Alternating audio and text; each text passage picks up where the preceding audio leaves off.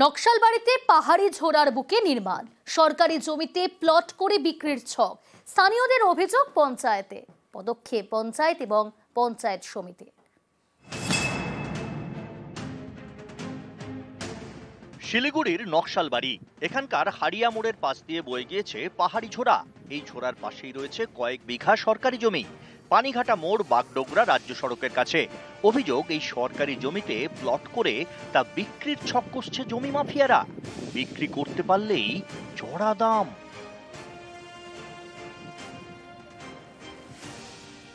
পাহাড়ি ঝোড়ার উপর কয়েকদিন ধরেই চলছে কংক্রিটের নির্মাণ, যাতে সহজেই ঝোড়া পার করে জমিতে যাওয়া যায়।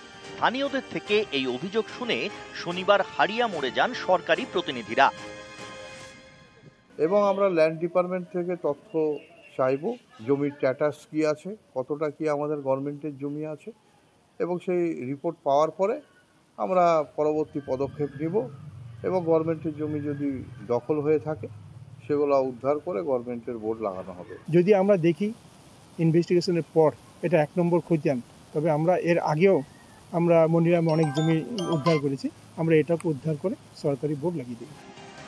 শিলিগুড়ি থেকে বিশ্বজিৎ মিশ্র, নিউজ 18 বাংলা। বাঁকুড়ার কোতুলপুরের দিকে নজর রাখা যাক। সরকারি জমিতে বাড়ি তৈরির চেষ্টা নেতার, প্রশ্ন করলে সাংবাদিকদের মারধরের হুমকি। নেতাকে কাজ বন্ধের নির্দেশ ভূমি দফতরের। আজব যুক্তি বাঁকুড়ার কোতুলপুরের নেতার। পঞ্চায়েত তাকে জমি দিয়েছে দাবি নেতার। দলে পরিবারের অবদান থাকায় এই জমি পাওয়ার দাবি। আমি চুরি করে পেয়েছি নাকি না ডাকাতি করেছি বলুন? আপনি একটা অবৈধভাবে ঘর করছেন, আমি অভিযোগ করছি। আমার বাড়ি পঞ্চায়েত আমাকে দিয়েছিল। আমার বাবা বহুদিন বাড়িটা করেছে, বাড়ি করতে করতে মারা গেছে। আমাদের সাক্ষাৎ জানেন আপনি পার্টি সম্বন্ধে? পার্টিতে আমাদের কত ইয়ে আছে, অবদান আছে আমাদের। মানে আপনি ঘরটা করছেন তো? না, আমি ঘরটা করি না তো। ঘরটা যে করেছে আমি বলেছিল করিনি, বন্ধ হয়ে পড়ে আছে। বন্ধ থাকার ঘরটা আমার দরকার নাই। এই তো আপনি বললেন আমি ঘরটা করছিলাম, পার্টির অবদান আছে। আপনার নামে তো আইনি নোটিশ গেছে। আইনি নোটিশ যেটা গেছে যে এসছে, যে করেছে কি আমরা কি বলেছি, যেটা যা হওয়ার তো হয়ে গেছে, বন্ধ হয়ে পড়ে আছে তো।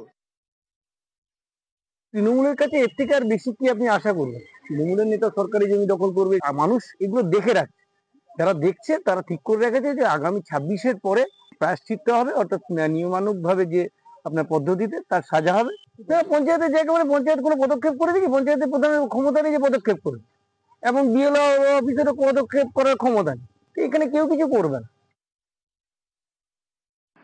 বিষয়টা দেখার কোনো বিষয় নয়, বিষয়টা দেখবে প্রশাসন। আমি ঘটনা সম্পর্কে গতকাল অবগত হয়েছি।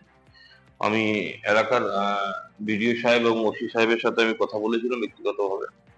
বিএলআর সাহেবকে বিষয়টা অবগত করেছি এবং আইনের পথে চলবে। সেখানে দলের কোনো মত নেই, দলের মতে সে কোনো কিছু করেনি। সে যেটাই করেছে সে ব্যক্তিগত মতের উপর দাঁড়িয়ে এই ঘটনা ঘটিয়েছে।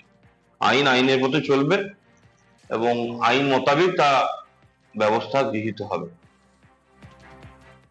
আসি পরের খবরে। সবুজ বাঁচাতে গাছে রাখি। বাঁকুড়া জয়পুরের জঙ্গলে রাখি বন্ধন। হিঙ্গলগঞ্জে ম্যানগ্রোভে রাখি পড়ালেন সেখানকার স্থানীয় বাসিন্দারা।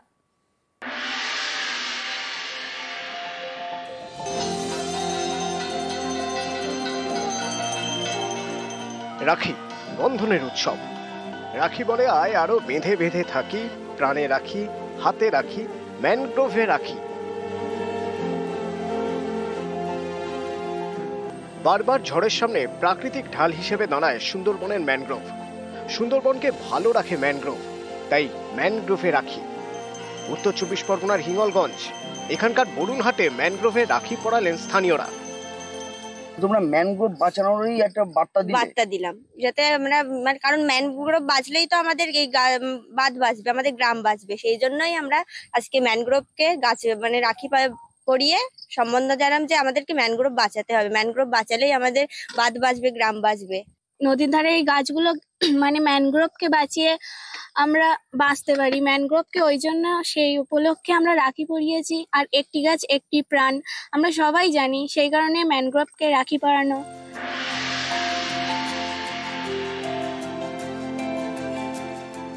সবুজ বাঁচাতে রাখি, গাছে রাখি পরিয়ে সবুজ বাঁচানোর বার্তা।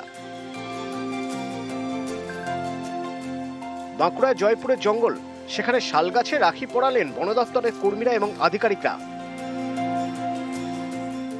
জয়পুরের জঙ্গলে গাছে রাখি পরালো স্কুল পড়ুয়ারাও।